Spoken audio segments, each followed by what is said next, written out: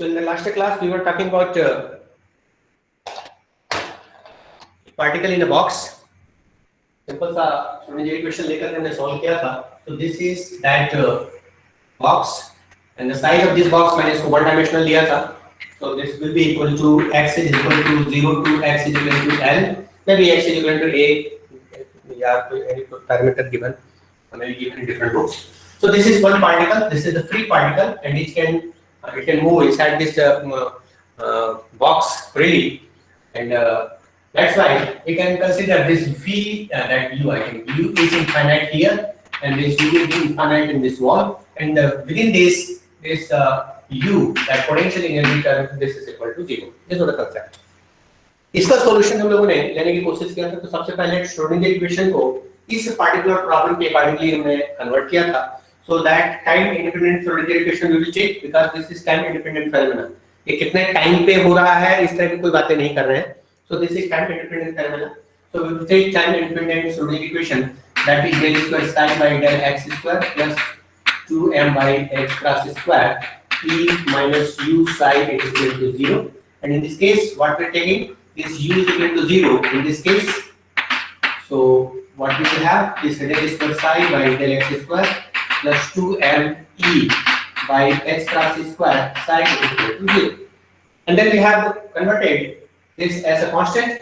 So this is del square psi by del x square. This is equal to k square psi is equal to 0.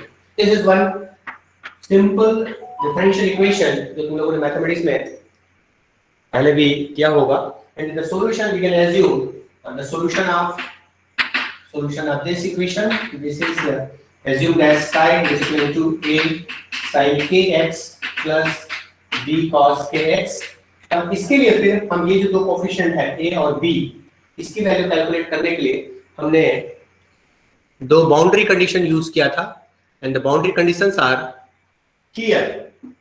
Eight x is equal to 0, psi is equal to 0, क्योंकि ये particle आकर के इससे bounce होकर वापस चला जा रहा है. ये रिजिड वॉल है जहां पर पोटेंशियल इनफाइनाइट है, तो वहां उसको एग्जिस्ट करने का सवाल ही नहीं है. तो यहाँ आता है और बाउंस हो जाता है. तो here this x is equal to 0, psi is equal to 0.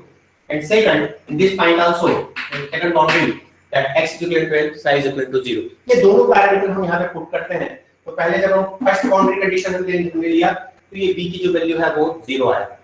So by using first boundary condition, so x is equal to 0, psi is equal to 0.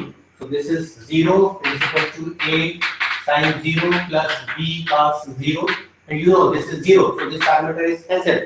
Second parameter जो आ रहा है this b multiplied by 1 is equal to 0. This is why this b is equal to 0. तो ये वाला जो term है ये 0 आ गया. अब हमारे पास जो इक्वेशन है this is converted as equal to a sin kx. अब यहाँ पर सेकंड पैरामीटर में सेकंड बाउंड्री कंडीशन में यूज कर रहा हूँ. So that second boundary condition is that at x is equal to L, psi is equal to 0. So this a sin kl is equal to 0. So from trigonometry we will have this kl is equal to n pi or k is equal to n pi by L, and this is in general plus minus n pi. So this is the value of k. इसकी value हम वापस इस k को where this k is equal to 2m e by h cross square k square. So this k square is equal to 2m e upon h cross square. So here we have taken this is equal to root of 2m e by h cross square, and this is n pi by L. ये हमने लिया था. इसके बाद e की value calculate किए थे, and e is equal to n square pi square h cross square by 2ml. So this is that energy term, and जैसे जैसे बॉक्स का साइज बड़ा होगा this L की वैल्यू ज्यादा होगी, एनर्जी जो रहेगा किसी पार्टिकुलर एनर्जी लेवल पर ये कम होता जाएगा. मास के साथ भी बात है, it is also related to mass. अगर मैसी बॉडी हुआ तो एनर्जी जो है डिफरेंट लेवल पर उसके अकॉर्डिंगली कम होगा. और इसको फिर मैंने डिफरेंट लाइन से शो कर दिया था. So here this is the first line that n is equal to 1. So here when you put this n equal to 1, the value will be equal to energy is that is E1 is equal to n square pi square h cross n is 1. So upon 2ml. This is the first energy level. इस first energy level को कहा जाता है in general, laser वाले इसमें हम बोलेंगे इसको कहा जाता है ग्राउंड स्टेट. ये ground state. Then second is the first excited state. So first excited state मतलब n is equal to 2. So ground state को कहीं के पे नोटेशन में n is equal to 1 यहाँ पे ले लेते हैं and first excited state is n2. n2 means यहाँ पर n की वैल्यू 2 रखेंगे. So here this energy that E2 is equal to 4 pi square h plus square by 2 ml. इन दोनों के बीच में गेप कितना होगा ये कैलकुलेट करने के लिए किसी न्यूमेरिकल अगर तुमको देता है तो सबसे पहले तुमको n कैलकुलेट करना पड़ेगा. n is equal to 1 की एनर्जी कैलकुलेट करना पड़ेगा, n is equal to 2 के लिए करना पड़ेगा और उसके बाद इन दोनों का गेप कैलकुलेट करना पड़ेगा. Second excited state, this will be the second excited state. This is E is equal to E2, E3, that is 9 pi square h plus square upon 2 ml. So this is n equal to 3 and so on. आगे हम और higher excited state में energy ले सकते हैं. तो न किसी न्यूमेरिकल प्रॉब्लम में तुमको पूछा जा सकता है किसी दो एनर्जी लेवल के बीच गैप कितना है.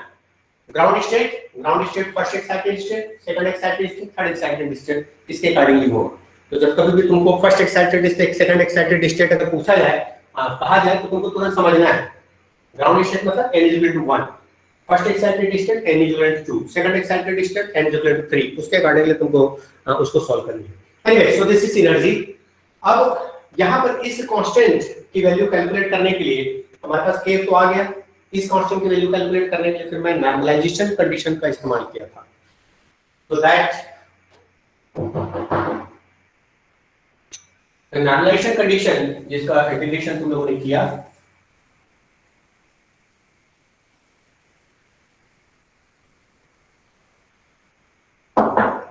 so that probability p it is equal to psi square. This is the probability जो जिसका सिग्निफिकेंस हमने दिया था. नॉर्मलाइजेशन कंडीशन में that integration of p dx इसकी जो वैल्यू होता है from a particular energy level lower level to higher energy level. So this is x1 to x2 will have a particular value. But normalisation condition में अगर हम इसको minus infinite से plus infinite ले लें तो definitely that is equal to 1. This is known as normalisation condition. इसी condition को हम लोग इसके लिए हम लोग यूज करते रहते हैं. So here that x is equal to that first value is x is equal to 0. So this is 0 and second is x is equal to l px square. So this p के स्थान पर हमारे पास आ गया that is px square that is equal to integration of minus infinite to infinite sin square dx and this is equal to a sin kx square multiplied by dx. इसकी value that is equal to 1 क्योंकि ये particle इनके बीच में कहीं तो है तो इसकी प्रोबेबिलिटी जो है वो 1 के बराबर होगी. और ये ट्रिग्नोमेट्री तुम लोगों ने कैलकुलेट करके a की वैल्यू हमारे पास लाए थे a is equal to 2 by l. इस इंटीग्रेशन को तुम लोगों ने कैलकुलेट करके a की वैल्यू. तो ये जो वेव फंक्शन psi है, this wave function psi is equal to a sin kx and that is this is equal to root 2 by l sin kx. So this is the solution of this Schrodinger equation in a particular case. अब इसका भी हम graphical interpretation, graphical representation करने की कोशिश करें. Energy को तो हमने ऐसे दिखा दिया, ये एनर्जी लेवल्स है. इसमें वेव फंक्शन साई को प्लॉट कर रहा हूं क्योंकि ये भी तुमको अपने आंसर में लिखना चाहिए. तो इसकी प्लॉटिंग के लिए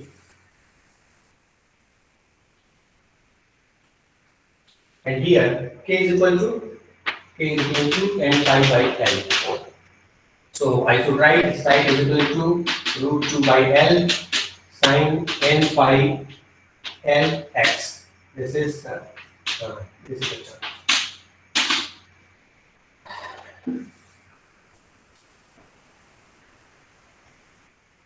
So this is the energy. Now wave function psi. इसकी प्लॉट.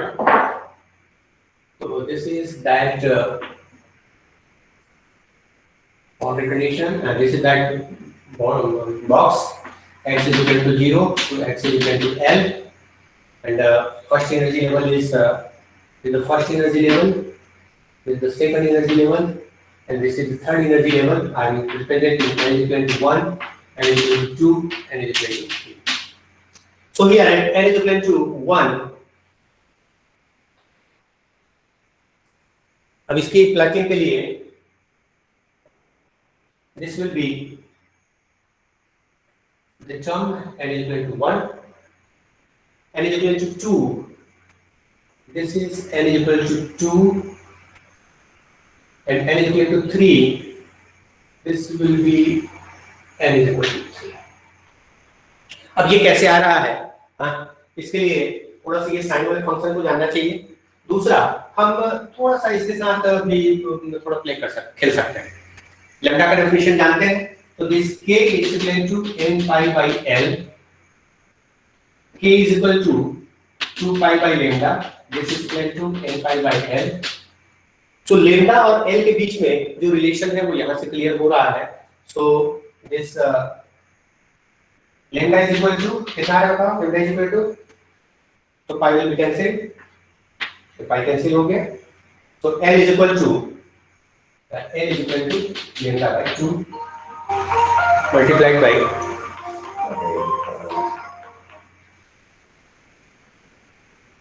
कितना है? l is equal to n lambda by 2. So when we put n is equal to 1, then n is equal to lambda by 2. और lambda का definition तुम लोग जानते हो, ये कंप्लीट ऐसा साइकिल कंप्लीट होता है तब एक लैम्डा बनता है। तो this is half lambda, lambda by 2. So here this l is equal to lambda by 2. When we take this n is equal to 2, so this is equal to n lambda. So this is lambda is equal to l. ये complete एक cycle हो गया. When we put this n is equal to 3, then this will be 1, 2. This is 1 lambda and this is lambda by 2. So here that l is equal to 3 lambda by 2. Is it clear? Yes sir. मोहक, हाँ, ये diagram में मतलब ये diagram actually इस function से आता है डायरेक्टली, लेकिन तुमको कहीं कंफ्यूजन ना हो, हाँ, कि ये फर्स्ट वेव कैसे बन रहा है, सेकंड वेव कैसे बन रहा है, तो डायरेक्टली तुम लैम्डा और एल के बीच का रिलेशन तुम यहाँ से ले सकते हो। तो लैम्डा और एल के बीच के रिलेशन के बेसिस पर भी ये प्लॉट जो है वो दिखा सकते हो। और नेक्स्ट जो आएगा उसमें क्या होगा, एक और ऐसा लूप बनेगा, है ना। सो n is equal to 1 a single loop, n is equal to 2 a positive and a negative loop, n is equal to 3 a positive loop, negative and then 1, because this is the in terms of sign के साथ इसके positive then negative then positive. वैसे ही जब हम probability की बात करेंगे, then probability p it is equal to psi square, this is psi, so this probability p it is equal to 2 by l sin square n pi by l x. This is the probability. इसकी भी plotting करते हैं, and the plotting is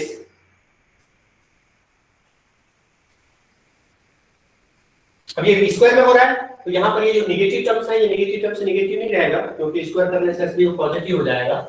So that probability term will be, this will be the third plot. This is psi, wave function psi, and this is with n, and this is psi square. So again n is equal to 1, this is n is equal to 2, and this is n is equal to 3. The same box. ये energy levels हैं, different energy levels पर wave, और ये probability जो आता है first n is equal to 1 पर, the probability is this. ये थोड़ा सा ऐसा प्रिंट होने बजाय क्योंकि स्क्वायर फॉर्म में है, तो ये थोड़ा सा फंक्शन उसका जो ये है, ये थोड़ा शार्पनेस आ जाता है, स्मेरिंग कहा जाता है, इसमें थोड़ा सा शार्प हो जाता है। इन द सेकंड इनका भी पॉजिटिव होगा, इनका भी पॉजिटिव होगा। So I will have this symmetric term like this, यहाँ पर भी इसमें 3 हो जाएगा। So I will have this 3 terms. अब इसका मतलब क्या हो रहा है, let us see the physics. इस केस में प्रोबेबिलिटी जो है वो when n is equal to 1, probability is maximum here, यहां इसके बीच, मींस इस पार्टिकल की पाई देने की probability n is equal to 1 पर यहां पर मैक्सिमम है, and n is equal to 2 यहां पर प्रोबेबिलिटी जितना है उतनी प्रोबेबिलिटी यहां पर नहीं, मतलब वो पार्टिकल यहां भी पाया जा सकता है सेम प्रोबेबिलिटी से, वो पार्टिकल यहां भी पाया जा सकता है सेम प्रोबेबिलिटी। वैसे ही जैसे जैसे n की वैल्यू में से एक्साइटेड स्टेट में जाते जाएगा, वैसे वैसे उसकी एनर्जी बढ़ती जाएगी, काइनेटिक एनर्जी का मान चेंज होता जाएगा। तो काइनेटिक एनर्जी का मान चेंज होने से उसका जो अनसर्टेनिटी पोजीशन में ये बढ़ती जाएगी। यहां पर जो उसकी प्रोबेबिलिटी, यहां पर उसकी प्रोबेबिलिटी, यहां पर उसकी प्रोबेबिलिटी जो आइडेंटिकल होगा। मतलब ज्यादा काइनेटिक एनर्जी अगर हम देते हैं तो वो अनस्टेबल हो जाता है, वाइब्रेशन मोड में आ जाता है। तो यहाँ पर लगभग फिक्स है पोजीशन। यहाँ बता सकते हैं कि उसके पास जाने की प्रोबेबिलिटी यहीं पर मैक्सिमम है, इसके आसपास हो सकता है, लेकिन जब जैसे जैसे एनर्जी बढ़ती जाएगी तो यहाँ भी मैक्सिमम हो सकता है, यहाँ भी हो सकता है। n = 3 पर 3 पोजीशन हो गया, n = 4 पर वैसे 4 पोजीशंस हो जाएंगे, n = 5 पर वैसे 5 पोजीशन। तो this is the importance of this Schrodinger equation and we will have different applications of Schrodinger equation, लेकिन तुम्हारे सिलेबस में एक एप्लीकेशन था, that is the particle in the box. चलिए एक बार थोड़ा सा भाई इसको ओवरव्यू कर लो, देख लो। हाँ, किसी को कोई क्वेश्चन हो तो क्वेश्चन पूछ सकते हो। सबको समझ में आया है? कमेंट बॉक्स में आकर के। हाँ सर, ये फिजिकल सिग्निफिकेंस है ना? हाँ, तुम्हारी आवाज क्लियर नहीं आ रही है सर, यही फिजिकल सिग्निफिकेंस है ना? या this is the physical significance. मैंने बताया ना, हम उसके पोजीशन के बारे में हम बात कर सकते हैं, उसके एग्जिस्टेंस कहाँ पे हो सकता है। मतलब हमारे पास रैंडम पार्टिकल है, वो पार्टिकल हमें कहाँ पे मिलेगा, है ना, ये बातें कही जाती है इसमें। तो हम किसी फ्री पार्टिकल को, ये हम इसको जब सॉलिड फिजिक्स पढ़ेंगे तो एक बार और यूज करेंगे, उसको मैं थोड़ा ज्यादा और क्लियर करूंगा, क्योंकि वो रियल लाइफ एप्लीकेशन टाइप से होगा, है ना। अभी तो मैंने एक बॉक्स ले लिया, बॉक्स में वो भी 1 डायमेंशनल बॉक्स में। अगर 3 डायमेंशनल बॉक्स होगा तो उस केस में ये इक्वेशन में ABC लेना पड़ेगा। ABC लेकर के ये जहाँ पर टर्म जो है वो चेंज हो जाता है ना। तो 3 डायमेंशनल केस तुम्हारे इसमें है नहीं, उसमें सॉल्यूशन थोड़ा सा कॉम्प्लिकेटेड होता है ना। तो 1 डायमेंशनल बॉक्स मैंने लिया है, 3 डायमेंशनल केस थोड़ा सा कॉम्प्लिकेटेड होता है। If you are interested you can Google, even वो जो बुक मैंने दिया है उसमें 3 डायमेंशनल केस को भी कंसीडर किया गया है, लेकिन ये ज्यादा कॉम्प्लिकेटेड हो जाएगा या आउट ऑफ सिलेबस हो जाएगा, तो मैं इसको यहाँ पे छोड़ रहा हूँ। चलिए एक बार आ जाओ सबके सब कमेंट बॉक्स में, भाई किसको किसको समझ में आया है वो बताते जाओ। इट्स डन और नॉट? सर एक बार और एक्सप्लेन कर, सर एक बार और एक्सप्लेन कर दीजिए। Yes yes I will.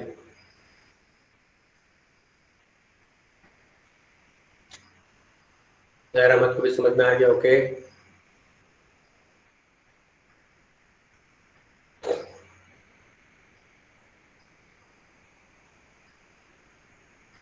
Very good.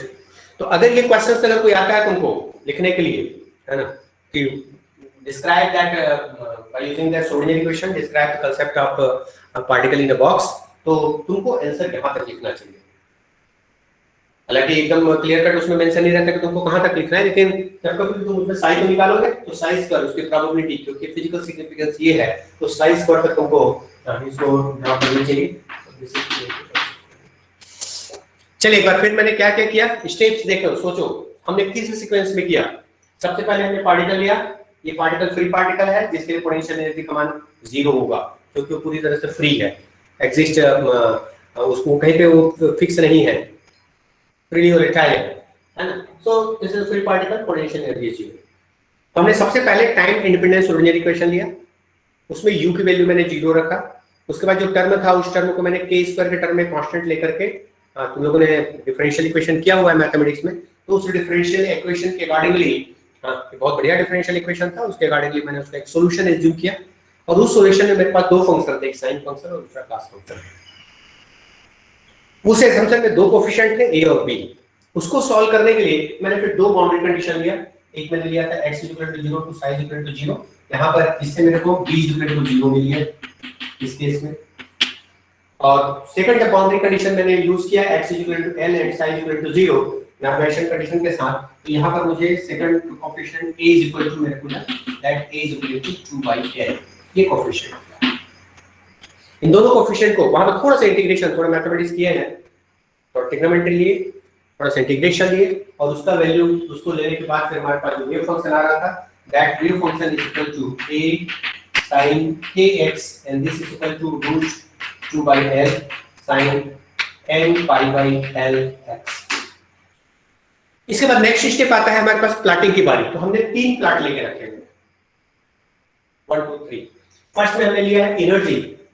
इस एनर्जी टर्म में मेरे पास एनर्जी का इक्वेशन आया था, और उस एनर्जी के इक्वेशन में उसको कैलकुलेट करने के लिए क्या किया, हमारे पास k = आ गया था n/l सॉल्यूशन से, and this k is equal to √2m/h²।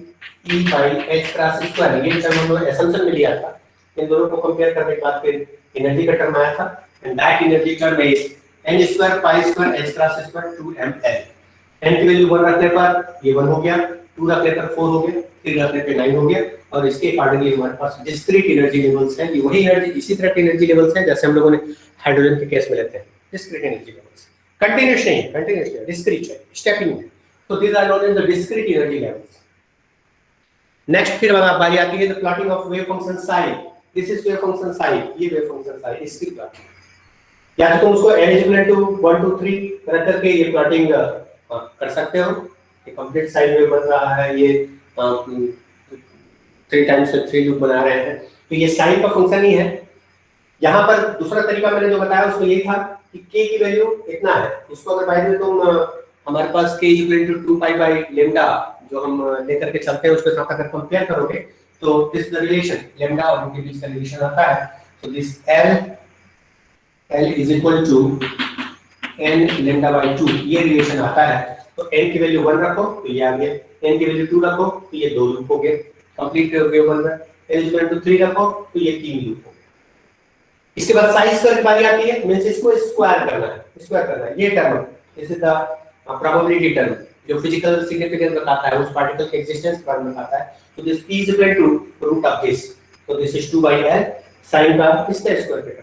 अब इसको प्लॉट करेंगे तो चूंकि ये पूरा पॉजिटिव होगा स्क्वायर के टर्म में, इसलिए इसका जो प्लॉट रहेगा वो थोड़ा सा इसका स्मेरिंग जो है वो बड़ा हो जाएगा, यानी थोड़ा शार्पनेस आ जाएगा कर्व में। ये थोड़ा सा जब ऐसे इस फॉर्म में इसमें थोड़ा सा शार्पनेस आ जाता है, और यहाँ पर ये दो loop, this is corresponding to this will be corresponding to this. Third case में इन तीनों के करेस्पॉन्डिंग हम ये लूप आ जाएगा, और ऐसे अकॉर्डिंगली जो है वो ये वैल्यू बढ़ती जाएगी। Okay, so this is a good concept in quantum physics। इसमें एक छोटा सा न्यूमेरिकल प्रॉब्लम में जो पूछा जाएगा उसमें क्या क्या पूछा जा सकता है, तुमको ये x और l की वैल्यू दी जा सकती है और उसके अकॉर्डिंगली साई की वैल्यू पूछा जा सकता है, लिमिट्स बता दिया जाएगा और फिर पूछा जाएगा भाई साई का कहां पे हो, ये प्रोबेबिलिटी की वैल्यू पूछी जा सकती है। तो प्रोबेबिलिटी तुमको साइन करके यहाँ पर डिफरेंट एनर्जी लेवल्स पर n इक्वल टू 0 या n इक्वल टू 1 के बीच में क्या गैप होगा, या दो एनर्जी लेवल के बीच का गैप कितना होगा, ये पूछा जा सकता है ना।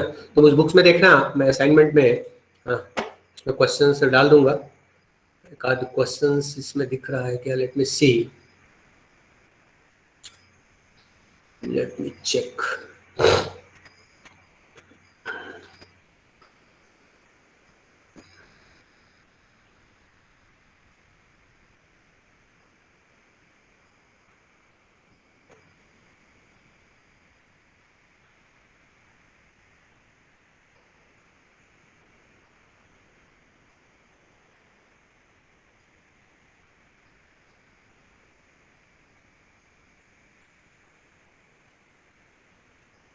Particle in a box, yes.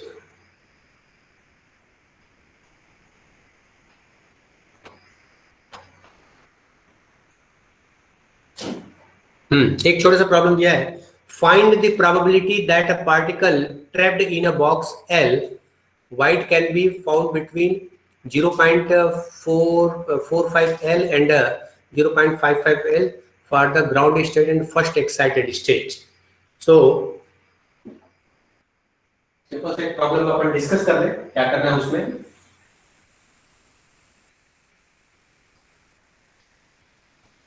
किस तरह के न्यूमेरिकल्स इसमें पूछे जाते हैं उस पे जस्ट 2 मिनट में डिस्कस करता हूं। Find the probability that a particle is trapped in a box. एक बॉक्स दिया है जिसका साइज a है, हमें प्रोबेबिलिटी फाइंड करनी है, means we have to find this p calculate करनी है, और रेंज दिया गया है, so that is find 0.45 L means x1 is equal to 0.45 L and x2 that's equal to 0.55 L means यहाँ पर जो x is equal to 0 से x is equal to L, ये जो बॉक्स का साइज है, ये जो वैल्यू दिया गया है, मतलब इसमें कोई भी दो पोजीशन है, उस पोजीशन के बीच में हम उस पार्टिकल की एग्जिस्टेंस की प्रोबेबिलिटी कैलकुलेट करना चाहते हैं।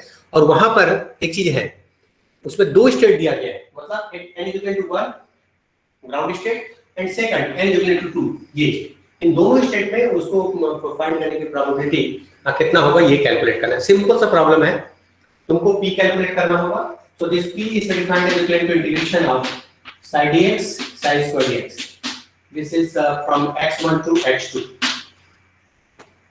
साइन की वैल्यू क्या है? This psi is what you have, that is 2 by L sin n pi by L x. This is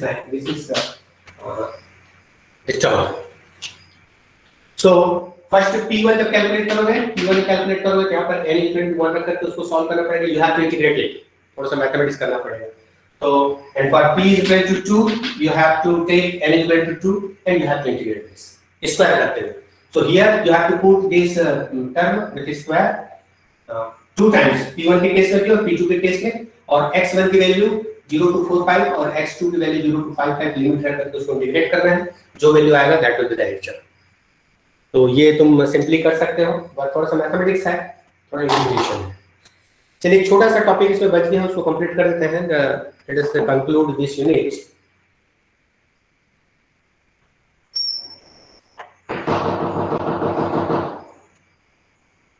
I have 20 minutes. Okay, तो मेरे ख्याल से इसको तुम लोग सॉल्व करो, तो एक को तो कम से कम सॉल्व करो, मेरे पास टाइम है. Just calculate P1. P1 calculate कर दो, कितना आता है बताओ मुझे जल्दी से.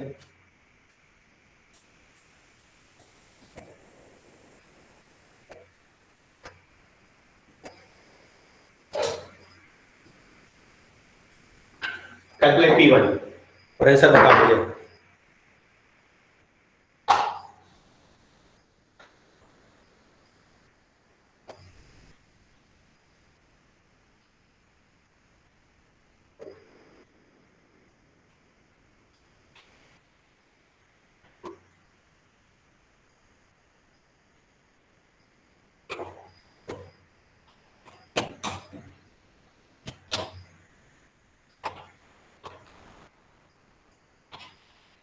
अगर थोड़ा सा कोई लॉजिक लगाओ तो तुम्हारे पास इसका इंटीग्रेशन किया हुआ रखा हुआ है. वहां पर लिमिट जो तुम लोगों ने 0 to L रखा है, उसी लिमिट के जगह तुमको इसको पुट करना पड़ेगा, n इक्वल टू 1 करना पड़ेगा और लिमिट ये दोनों लिमिट रख दो, तुम्हारा सॉल्यूशन इजी आ जाएगा. तुमने इंटीग्रेशन कर लिया है पहले भी जब तुम a की वैल्यू कैलकुलेट किए थे.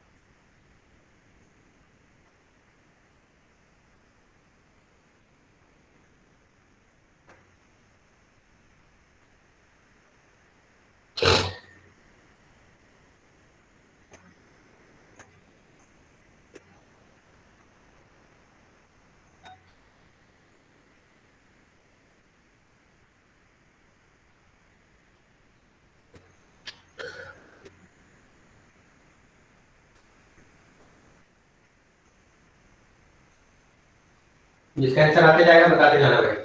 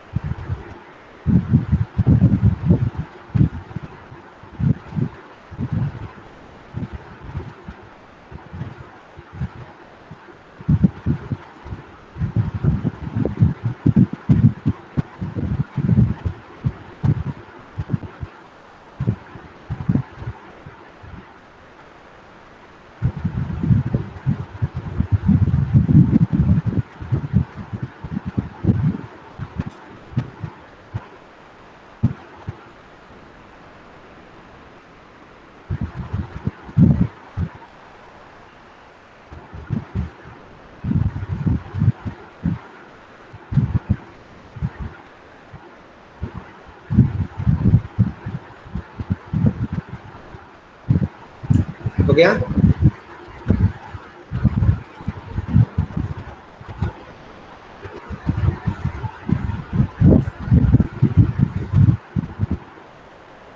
ये इस बार कैसे है? यहाँ पर आपने कहीं कोई एरिया चक्कर नहीं किया है?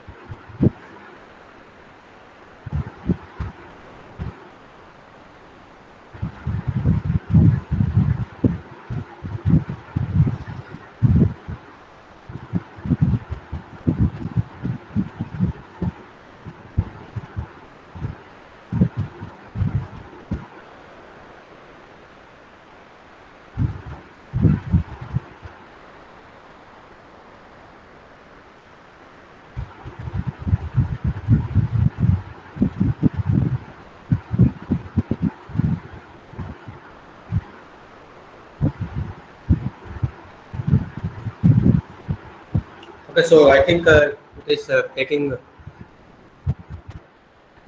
much time.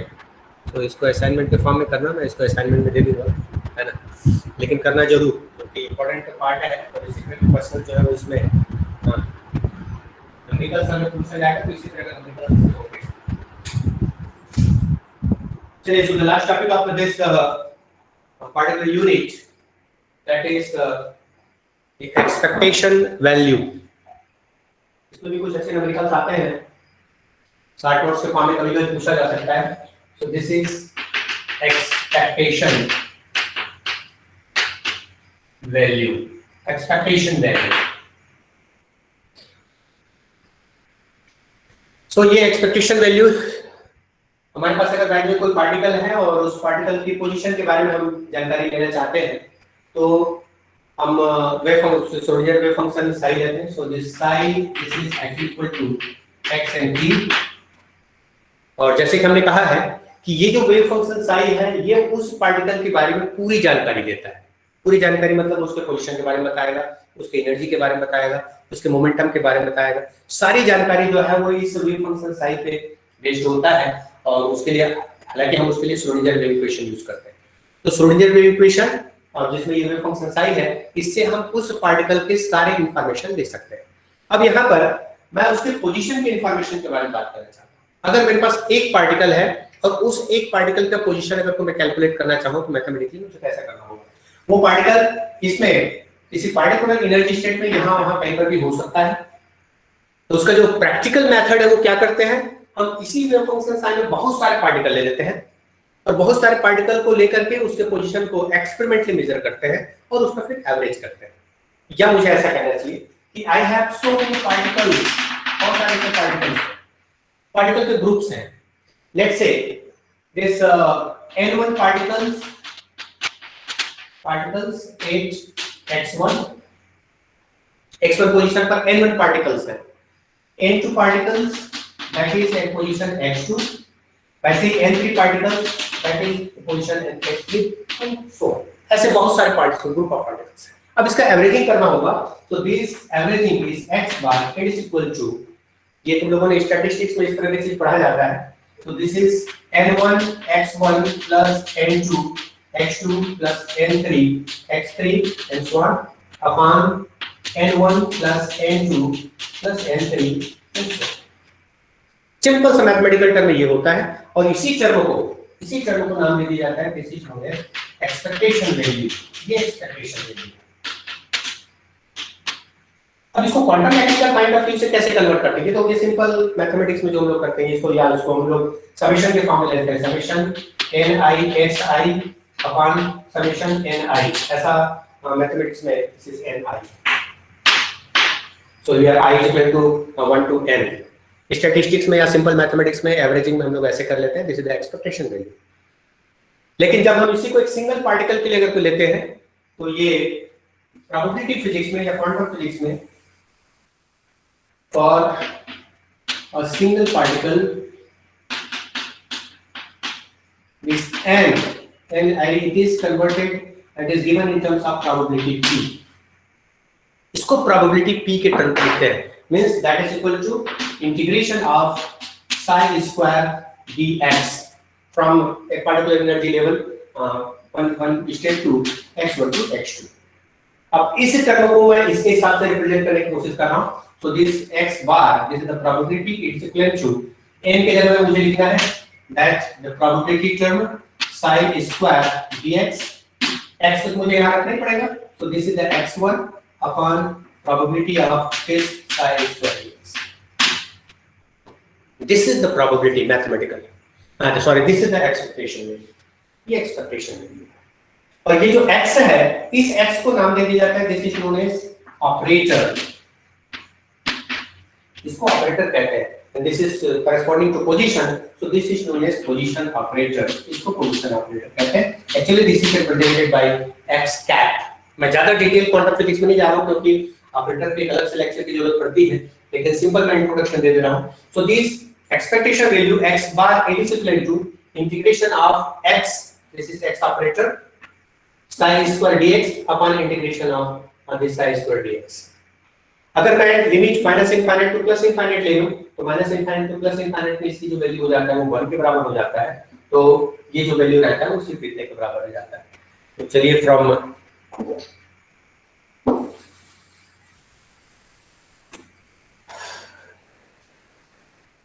so this x bar is equal to integration from minus infinite to plus infinite x cap psi square dx, it is equal to integration minus infinite to plus infinite psi square dx, and this is nothing but equal to 1, so this is minus infinite to plus infinite x cap psi square dx।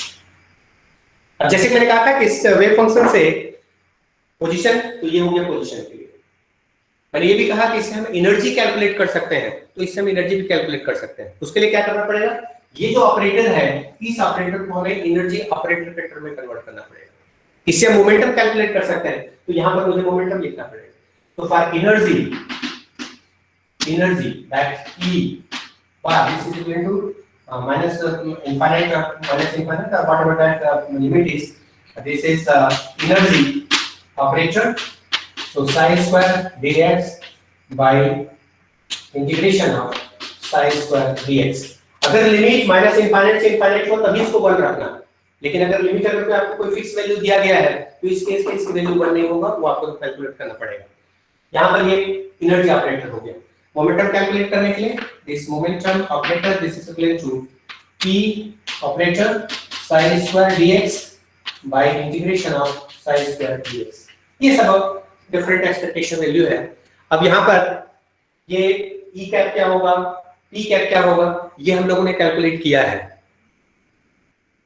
अगर by the way तुमको ध्यान होगा तो हम जब wave function Schrodinger equation derive कर रहे थे उस समय मैंने डिफरेंशिएट कराया था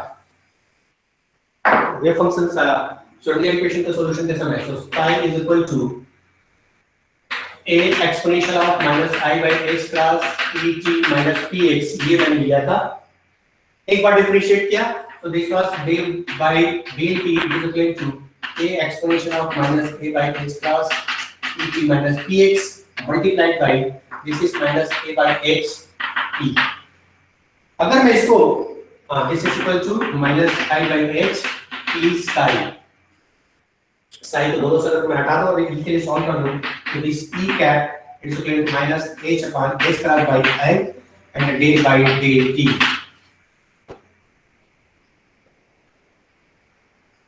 इसका क्या मतलब? इसको मोटो एनर्जी ऑपरेटर कहा जाता है।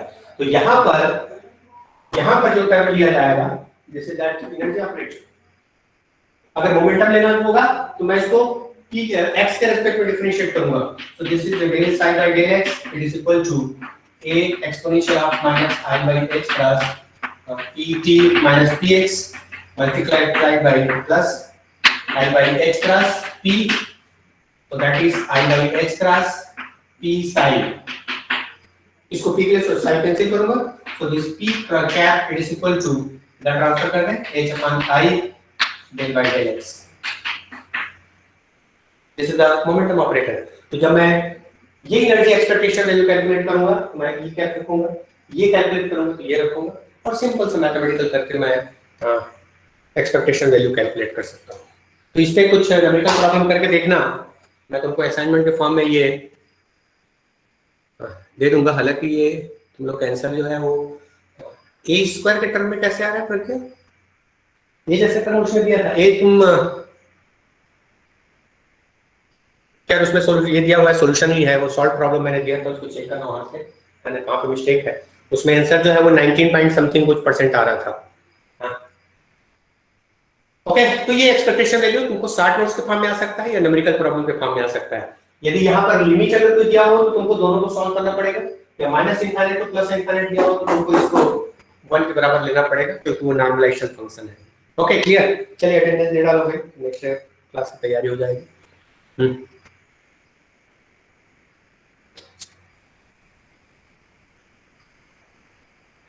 इसको एक बार और पढ़ के देखना, कहीं पर अगर कोई भी कुछ डाउट हो तो तुम इसको कर सकते हो। हालांकि सर नया वाला रोल नंबर डालना है कि पुराना वाला? कौन सा नंबर? नया कौन सा रोल नंबर आ गया? सर अपन को नया रोल नंबर मिला है। कब? सर रीता मैम तो नया रोल नंबर दिए, क्लास रोल नंबर। अरे यार ये तो मुझे नहीं बताया गया। तुम तो जो भी हो पुराने रोल सर अभी पुराना डाल देते हैं, अभी पुराना डाल से बात करता हूँ फिर। ठीक है सर, से बात करता हूँ, ठीक है।